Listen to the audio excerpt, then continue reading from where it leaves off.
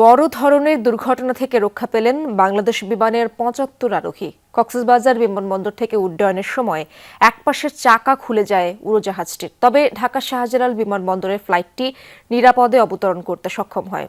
আগে থেকেই সব ধরনের নিরাপত্তা নেওয়া হয়। শিশুসহ ৭১ জন যাত্রী ছিল ফ্লাইটটিতে।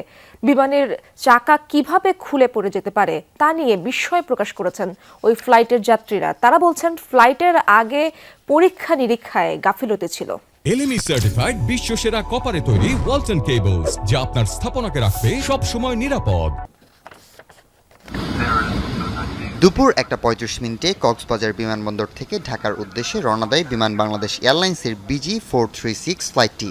কক্সবাজার বিমানবন্দর থেকে উড্ডয়নকালে উড়োজাহাজটির চাকা নিচে খুলে পড়ে। এ সময় বিমানটিতে শিশুসহ মোট ৭১ জন যাত্রী ছিল। বিষয়টি সঙ্গে সঙ্গে কন্ট্রোল টাওয়ারকে জানানো হলে বিমানবন্দর কর্তৃপক্ষ থেকে প্রয়োজনীয় সতর্কতামূলক ব্যবস্থা গ্রহণ করা হয়। শাহজালাল আন্তর্জাতিক বিমানবন্দরের নির্বাহী পরিচালক গ্রুপ ক্যাপ্টেন কামরুল ইসলাম বলেন, উড্ডয়নের পরপরই পাইলট ঢাকার এয়ার ট্রাফিক কন্ট্রোলকে বিষয়টি জানান। পাইলটের কাছ থেকে জরুরি অবতরণের বার্তা পাওয়ার পরই ঢাকার বিমানবন্দরে জরুরি অবতরণের জন্য প্রয়োজনীয় প্রস্তুতি নেওয়া হয়। শেষ পর্যন্ত পাইলট নির্বিঘ্নে ফ্লাইটটি অবতরণ করতে সক্ষম হয়। কক্সবাজার থেকে ছেড়ে আসা বিমান বাংলাদেশ এয়ারলাইন্সের BG436 ফ্লাইটটি ৭১ জন যাত্রী নিয়ে হযরত শাহজালাল আন্তর্জাতিক বিমানবন্দরের দিকে রওনা দেয়।